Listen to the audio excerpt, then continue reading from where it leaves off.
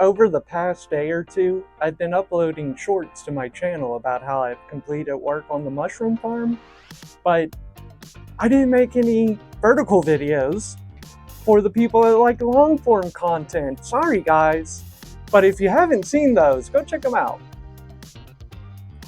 Oh yeah. Alright. Just bask in its majesty. Admittedly, it's not as large as I would like it to be. Same could be said about a lot of things, honestly, but this is my first mushroom farm, and I hope to have a much larger one day. Would you like a drink? Too bad, because this is liquid culture jars. Not for you. Over here, I have my double-decker metal picnic table. You know, like everyone has in their home. Those are more liquid culture jars that I couldn't fit in the little tiny refrigerator. So I put a cooling mat on the double-decker picnic table, which is going to be 10 degrees lower than any other surface. So it'll be good enough to make sure those cultures stay. Up here, I have an air purifier, a coffee tumbler, and a CB radio, because why the heck not? There's the mic. Over here, that was a window. Well, I guess it still is, but I blocked it out so I could block the sun. I've got a carbine reviver. I got a carbine rancher revolver up there, because why not? Got a lantern, because every farm needs a lantern. That is a flashlight. That is a broom to broom things. I got my brush here to make sure I'm beautiful for everybody whenever I begin to record. I've got a clock mounted up here. That's in a perfect circle poster that I got at a concert in 2017. Over here, I've mounted a good bit of stuff to the wall just so it'll be more convenient and I'll know where it is. So I got a magnifying glass. This screwdriver I use to break up the grain in my grain spawn jars.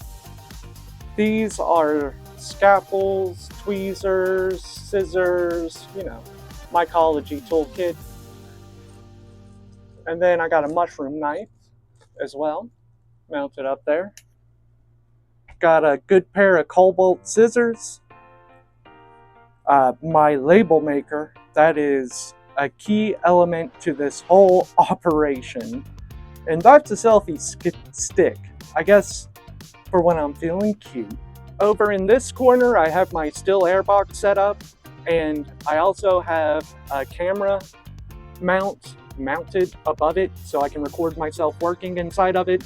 That's a Doug Stanhope poster I got from a Doug Stanhope show. That's an air conditioner to make sure that the temperature stays pretty reasonable for the mushrooms. Low 70s, high 60s. That's the thermostat so I can make sure it's doing its job. See what I say? Low 70s.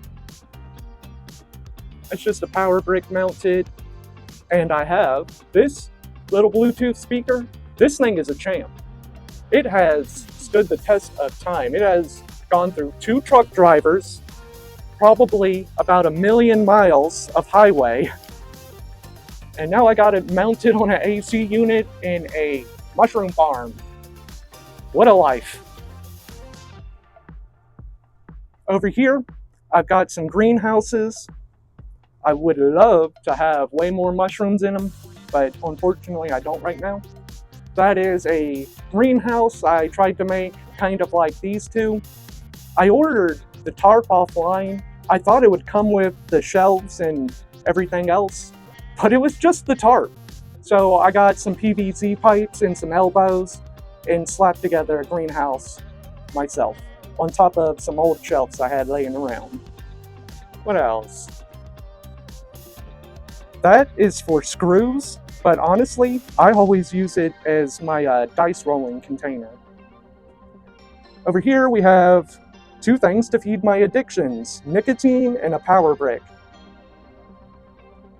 Can you guess the addiction the power brick feeds? You're looking at it. I started work on my mushroom farm around December 2024. So it took me a pretty good bit to complete the construction, and I talked a little bit in one of my shorts about one of the things that caused the delays. And one of them was freaking crazy.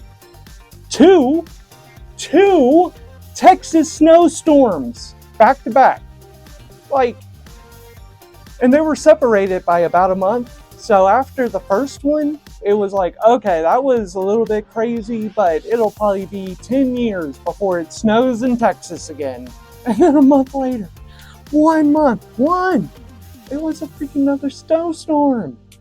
So I had a lot of equipment set up outside underneath the canopy where I did want to do a lot of my work at.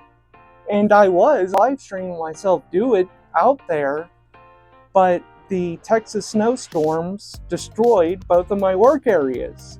The first work area was set up directly next to my mushroom farm, and I thought the farm and the trees around it would block it from the weather enough that it would be okay. No. Snow is really heavy, guys. I don't know if you knew that. I mean, I guess I knew it because water's heavy, and water is condensed ice? No, ice is condensed water. So, yeah, it just completely collapsed. And then I spent about a month clearing out another section of my yard where I set up a new work area. Same story. And I really thought I had a great area for that work site chosen because it was surrounded by trees. So I thought it would provide protection for it, shield it from the Texas weather. No.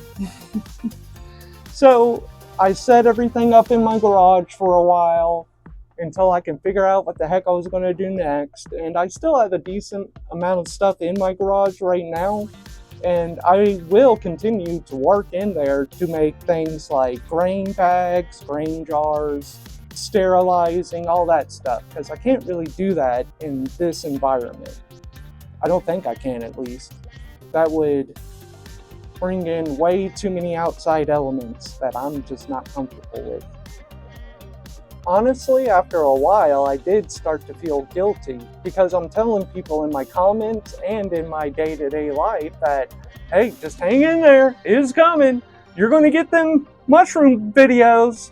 I'm going to pump them out. Once I got the mushroom farm set up and my work area sorted out, I'm just going to be pumping them out. I'm going to do that again right now. Just hang in there, guys. The mushroom content is coming. Now that I got my mushroom farm set up, and I've got my work area sorted out, I'm going to be pumping out them videos. Don't you worry. Don't you fret. And to make sure you get these videos, you should subscribe.